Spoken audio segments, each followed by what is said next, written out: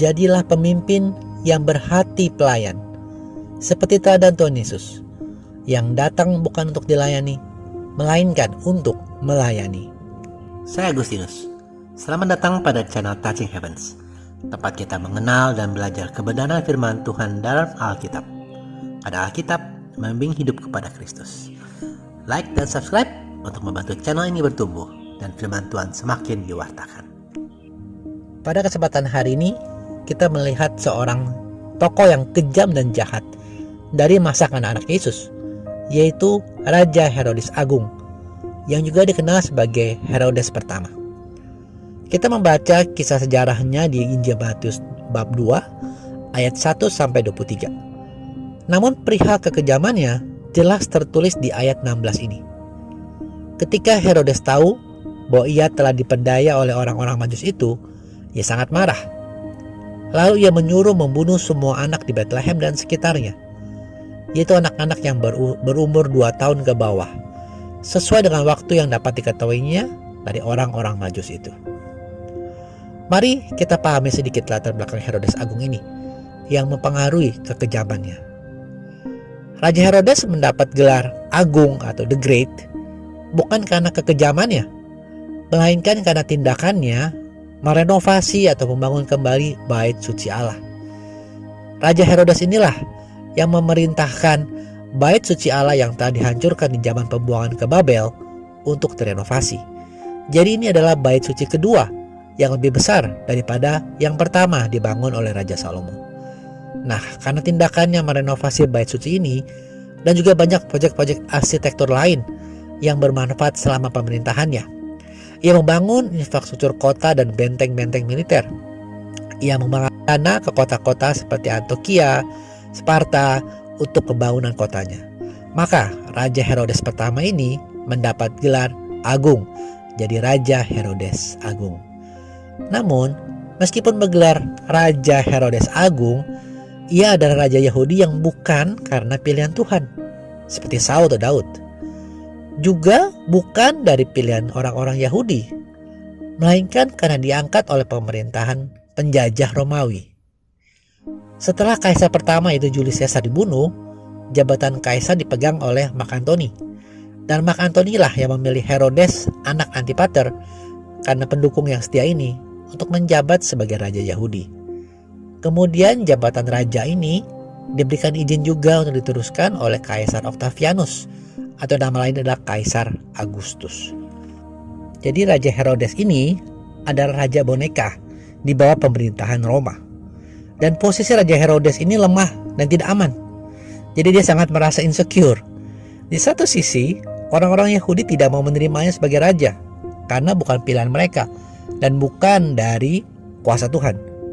Dan di sisi lain, Herodes harus tunduk kepada kuasa dan kemauan politik Romawi jika ia ingin mempertahankan kerajaannya. Dan seringkali kemauan Roma bertentangan dengan kepentingan orang Yahudi, seperti pajak yang tinggi atau pertempuran hewan ala gladiator di tanah mereka, sehingga hal ini membuat Raja Herodes semakin ditolak oleh orang-orang Yahudi. Karena rasa insecure yang tinggi, dia merasa jabatan sebagai raja bisa hilang kapan saja. Entah karena kekuasaan Kaisar Roma atau karena pemberontakan. Jadi Raja Herodes Agung ini bertindak sebagai seorang raja atau politikus yang kejam dan licik. Ia rela melakukan apapun untuk melindungi tahtanya. Herodes meminta tangan besi dan dalam ketakutan akan pemberontakan atau upaya pembunuhan dirinya. Herodes akhirnya memerintahkan istrinya sendiri untuk dihukum mati bersama mertuanya yang bernama Hyrcanus serta ketiga saudaranya. Mereka dicurigai ingin mengkudeta kekuasaannya. Tindakan kejam ini terus berlanjut hingga kelahiran Tuhan Yesus.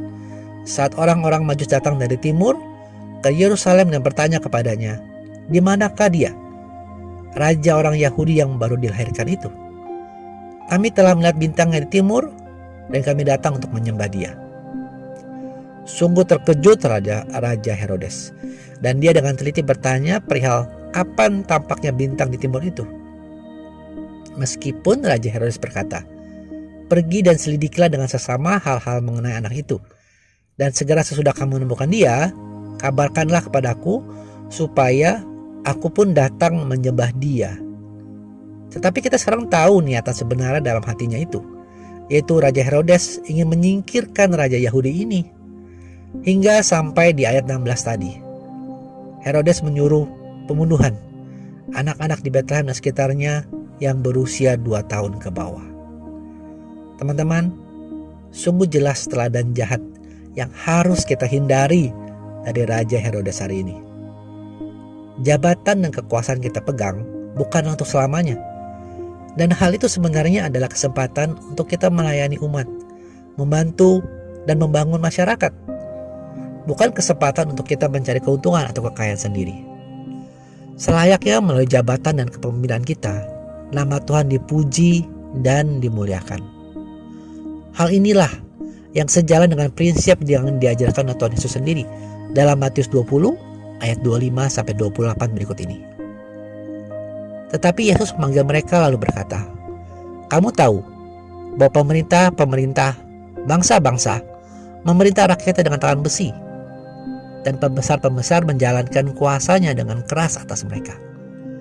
Tidaklah demikian di antara kamu. Barang siapa ingin menjadi besar di antara kamu, hendaklah ia menjadi pelayanmu. Dan barang siapa ingin menjadi terkemuka di antara kamu, hendaklah ia menjadi hambamu. Sama seperti Anak Manusia datang bukan untuk dilayani, melainkan untuk melayani dan memberikan nyawanya menjadi tebusan bagi banyak orang." Dan juga menjadi pemimpin yang berhati pelayan, pemimpin yang mau repot, mau sulit, mau menderita demi kepentingan masyarakat. Seperti dikatakan oleh Tuhan Yesus pada malam penjamuan terakhir yang tercatat dalam Injil Yohanes 13 ayat 13 sampai 15 berikut ini. "Kamu menyebut aku guru dan Tuhan, dan katamu itu tepat. Sebab memang akulah guru dan Tuhan. Jadi jikalau aku membasuh kakimu, aku yang adalah Tuhan dan gurumu, maka kamu pun wajib saling membasuh kakimu. Sebab aku telah memberikan suatu teladan kepada kamu, supaya kamu juga berbuat sama seperti yang telah kuperbuat kepadamu." Selamat menjadi pemimpin yang menjadi berkat, pemimpin yang berarti pelayan, yang membawa jiwa-jiwa kepada keselamatan dalam Kristus, pemimpin yang memuliakan Tuhan. Terima kasih sudah menyaksikan. Sampai bertemu pada video Kenal Alkitab Rabu depan. Kasih karunia Tuhan Yesus Kristus menyertai Anda sekalian.